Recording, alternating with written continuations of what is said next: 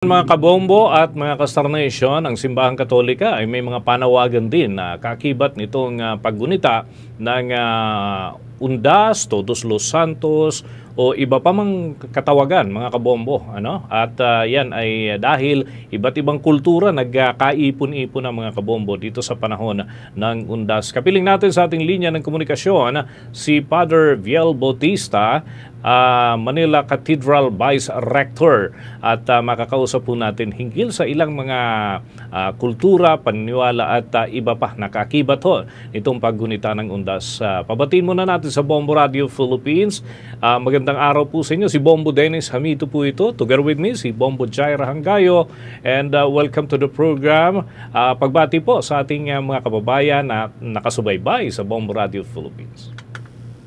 Magandang araw po sa lahat po ng mga tagapakinig at sa mga tagapagtangkilik ng Bombo Radio Philippines. Ako po si Father Viel Bautista mula po sa Manila Cathedral at pari po ng Archdiocese ng Maynila. At kasama po ninyo kami sa sama-sama po nating pagpapasalamat sa buhay, pagpapahalaga sa alaala at sa pagdiriwang ng ating panalangin po para po sa mga yumao nating mga minamahal sa buhay ngayong Undas, ngayong taon ng Jubileo 2025.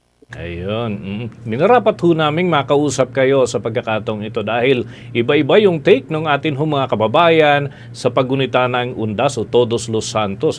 Usually, ang mga activities ay nandun sa Petsa 1, at yung iba ay humahabol na lamang sa ADOS. But basically, kung talagang titignan ho yung kahulugan, yung araw ng mga kaluluwa, yung ADOS supposed to be. Pero ano ang take ng simbahan doon sa mga gumugunita ng Undas sa araw ng mga santo sa halip na yung araw ng mga yumao talaga? Pero pinatutungkulan naman daw yung mga kamag-anak nilang pumanaw na, Father? Una po, isipin po natin na marahil kaya sa 1 Nobyembre po dumadalaw ang mga mahal natin sa buhay ay una praktikalan dahil marahil ang iba sa kanila, marami sa kanila ay nagsisimula na muling magtrabaho ng A2 o A3, kaya sa A1 na nagdiriwang ng panahon ng pagdalaw nila sa mga mahal nila sa buhay. Pero wala naman din pong problemang dumalaw ng ika-una dahil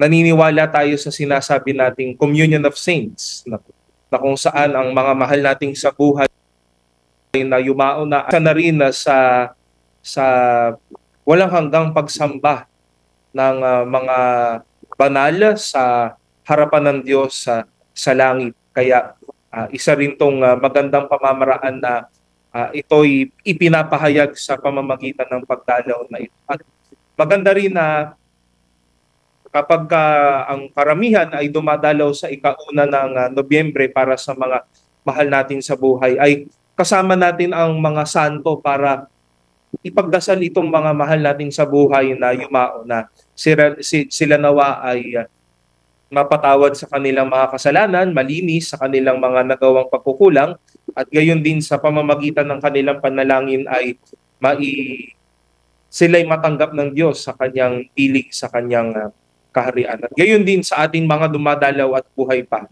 na kasama ang panalangin ng mga banal at ng naging buhay ng mga yumaong ito, ay tayo din ay magkaroon ng tapat na pamumuhay habang tayo po ay nasa lupa. I see. Okay. Ang akin hong katandem naman si Bombo Jaira Hangayo. May ilan ding katanungan para po sa inyo. Bombo Jai? Father, ano naman po ang inyong mga tagubilin doon sa mga nakakalimot ng tunay na diwa ng Undas? Ika-1 at ika-2 araw po ng Nobyembre, yung All Saints, All Souls Day, ay natapat po ngayong taon na ito na Sabado at Linggo. At alam naman po natin kung ano ang nangyari sa karamihan kapag Sabado ng gabi at Linggo. Tayong lahat ay pumaparoon na sa ating mga kanya-kanyang parokya, komunidad para ipagdiwang ang banal na misa.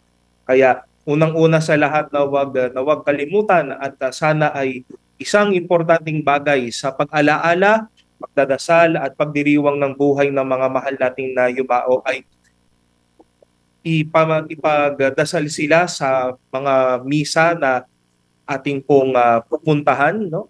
Alam ko sa madaming parokya may mga tinatawag na All Souls envelopes kung saan nilalagay natin yung mga pangalan ng mga mahal natin sa buhay sa mga ito at ito ay iaalay sa misa, no? Na maganda na ito ay muli tatapat ng Sabado at Linggo. Kaya sana po ay ipagdasal at ipamisa po natin ang mga mahal natin sa buhay na isang pinakamagandang pamamaraan ng na tinatawag nating paglilinis sa kanila din, sa kanilang mga kahal. Okay. Ano naman po ang inyong pananaw sa Western culture na Halloween party o itong ginagawa minsan na selebrasyon ng katatakutan, Father? Sa salita pa lamang po ng Halloween, ito ay makukuha natin yung salitang hallow, which means holy, blessed, banal. Ito ay isang banal na gampani na sana. Kaya nga po nabanggit niyo po, ito ay naging kultura it has been a culture in the West to mark these days as days of scary days, kumbaga takutan ang bawat isa. Pero ngayon po, no, ang daming ginagawa ng ating simbahan para muling ibalik tayo sa kamalayan kung ano nga ba itong mga araw na ito. Hindi ito araw para katakutan ang bawat isa, kundi araw para tulungan tayo mabuhay sa kabanalan. Hindi katakutan, kundi kabanalan, no? Na sa una pa lang, no, sa araw ng lahat ng mga banal, no? Kaya hinihikaya tayo ng liturhiyang iyon na tularan sila sa kanilang buhay bilang tao. Sila ay nagsumikap, sila ay tumayo sa kanilang mga kahinaan, nabuhay silang tapat sa kanilang mga boksyon. Kaya sila naging Okay.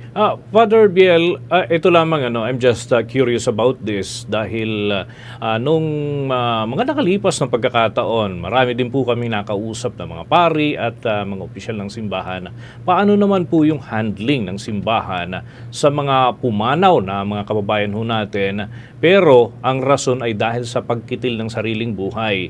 Kung di ako nagkakamali, may mga pagkakataon po noon, hindi sila minimisahan, hindi pinapayagang ipasok sa simbahan yung mga nagpatiwakal dahil bawal basbasan, bawal ipagdasal.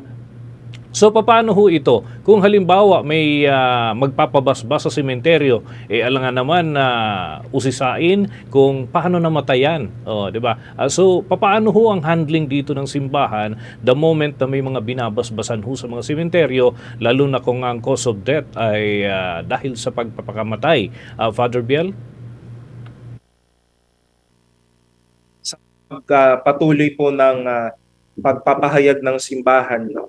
Tayo po ay hindi naman na naging lenient, pero tayo pa rin ay naging bukas sa katotohanan na hindi natin alam kung ano yung mga nangyayari sa looban, kaisipan at puso ng mga taong kumitil ng kanilang mga buhay. Dati ho noon, no, nabanggit nyo nga po, Sir Dennis, na sinasabi sa katuruan sa simbahan, sa mga humiliya na hindi sila dapat ipinapasok sa simbahan, o kaya hindi din binibigyan ng pagbabasbas bago sila ilagay sa huling hantungan. Bagkus ngayon, with the help of both the science and of faith and of our religion, we were able to at least see the reality of those experiencing such crisis in their lives, no?